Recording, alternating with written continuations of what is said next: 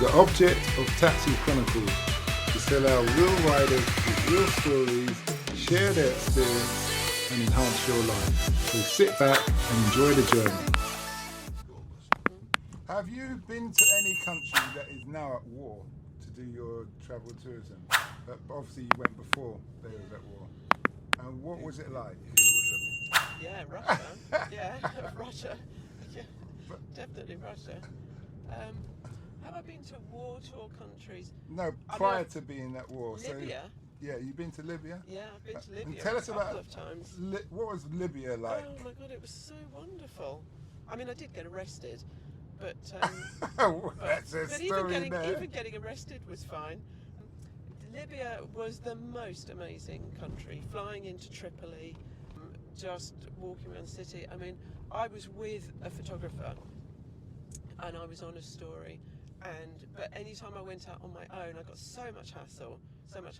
It's funny, I remember going to Morocco once because it was notoriously the worst place for a woman, because for years I travelled on my own, and it was notoriously the worst place for a woman to travel on her own.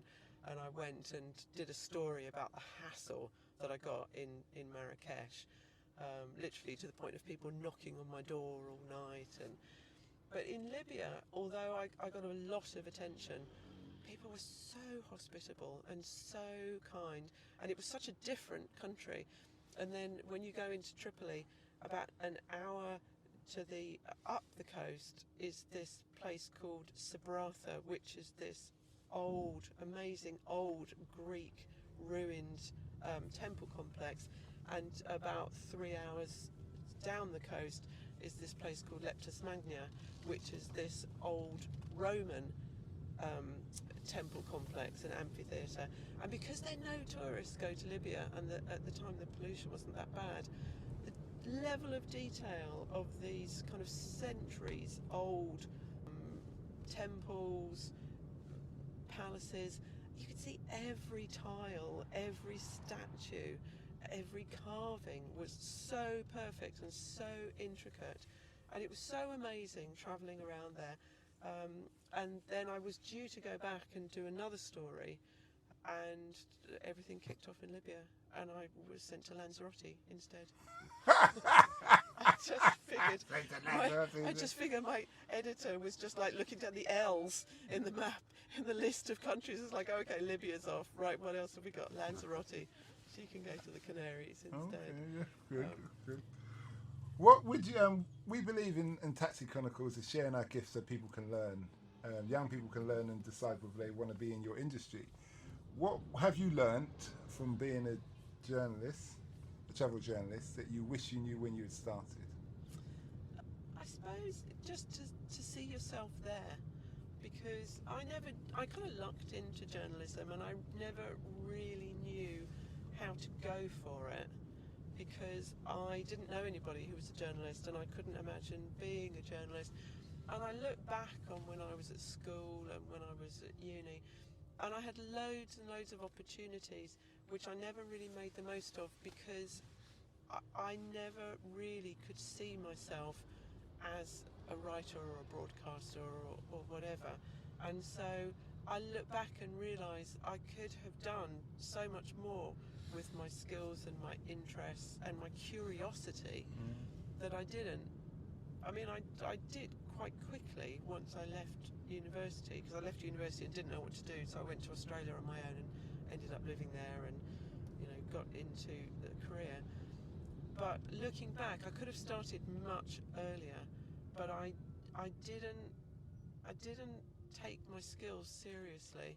I didn't give respect to my skills, because I was too distracted by life and having fun. And in some ways maybe it wasn't such a bad thing. I tried lots of different things, but I look back and think, I wish I'd studied writing seriously sooner, because then I could have started playing with what kind of writing I wanted to do.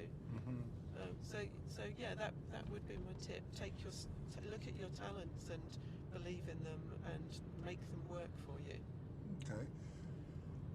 What route did you take to get into travel journalism? Was it a planned route where you did certain degrees, certain A levels, or did you just fall into it? I really fell into it. I did a degree in English literature, but also media studies, and really that's what got my career going. It was a 4-year course where every year I did a work placement, and they were 2-month work placements. And I was a terrible student. I wasn't very academic at all. I always got really poor grades. But I had loads of energy and loads of confidence and loads of enthusiasm, and doing the work placements made me realise that actually I was really good at work. I might be a really terrible student, but I could really work, and I got work. And then I built networks of contacts, and you were saying earlier, Simon, it was who you knew, and I just started developing a network. And I went to Australia because I didn't really know what I wanted to do, and I ended up, it was before the internet, and so I just created my own CV and lied about what I'd done and blagged my way into a job. And I ended up working in theatre, but I loved travelling, and so started travelling and always used Lonely Planet guidebooks. And after 6 years living in Australia, I moved back to England, and Lonely Planet had just set up a UK office. And I was still working in theatre, but I rang them every month for a year till they hired me. Oh, that's real dedication, persistence. Yeah. And after a year, they called me in, and I'd rung every travel publisher because I knew nothing about publishing.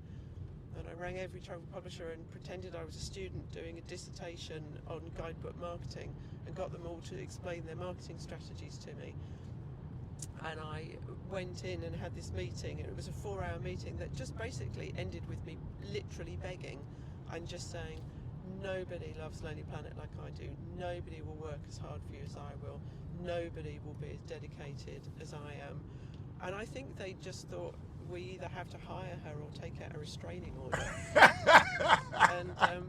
And so they hired me, and I was hired as a publicist.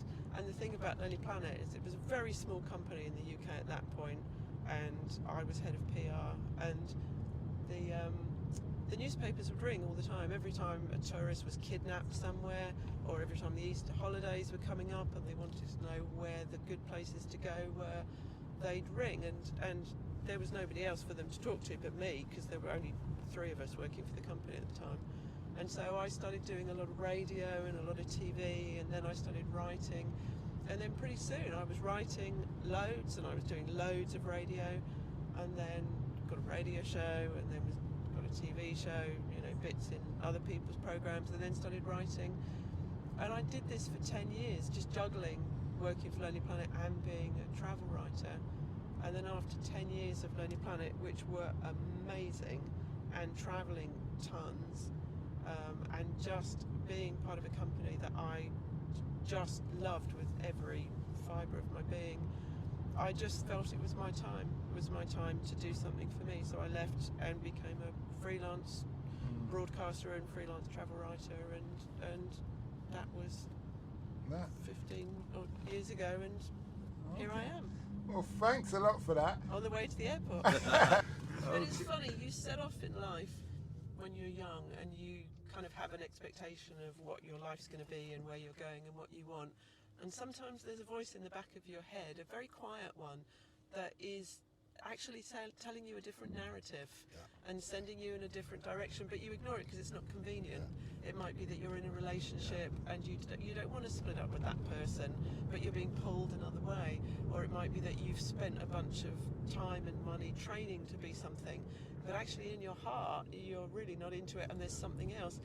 And the best thing you can do in life is really listen to that voice, because life's short. Absolutely. When I first came to London, I worked in 5-star hotels. I used to wear the top hat and tails on the door of the Four Seasons in on the park, and I was a doorman there. And I was a young guy, early 20s, mid 20s, and I made great money, and it was a really good fun job. But I couldn't see myself staying there for the rest of my career. And I used to think to myself, there's more to this. There's something in me, I don't know what it is, but I want to do something else, and I want to do something creative, but I couldn't put my finger on it. And then when the first time I walked into a studio, a photographic studio, a mate of mine was a model, and he was going for a shoot, and he said, come on down. And when I walked in and I saw this shoot going on, I just knew that second there and then, this is what I wanted to do. And I just went 100% to get that, to do it. I focused on it, went for it, which meant losing and giving up a really good job that, 90% of the hotel staff in London would give the right arm for, and I went for it. Yeah. And a steady career as well. You Yeah. gave up that steady Yeah, career steady, yeah. because it takes courage to give up a steady paycheck. Yeah, absolutely. We're coming to the end of the journey now. Yep. You two Oh have no, the journey's only Just just beginning. beginning. Okay, I like that. You two have been great guests. Yeah, thank you. I just want to thank you. My last question to you, lovely couple, is what's the impact, the legacy that you want to leave the world? Well, for me, it would just be, he was a good, solid bloke. He was fun. Yeah, that'd be good for me. He was a good guy. Good friend, good, reliable, solid guy. Was always there for his friends. I like that. It's said in a true northern fashion. Was it? Yeah. Do you know? It's terrible. I have no desire to leave any legacy whatsoever. I just think life's short. You have to live it, and you can't comfort yourself by thinking, "Oh well, at least somebody will, blah blah blah." I just think you have to live life true to yourself, and then know that when you go, you did the best you could. Because doing the best you could is best for everybody, not just for you. Well, thanks a lot for that.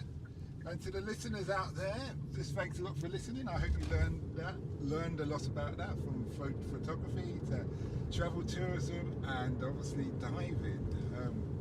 Look out for our other podcast, Africa Investor Stories, where we interview people who've invested in Africa from around the world. Have a nice day. We hope that episode enhanced your life. We post an interview every day, as well as vlogging on our social media channels. Don't forget to subscribe to get our latest episode.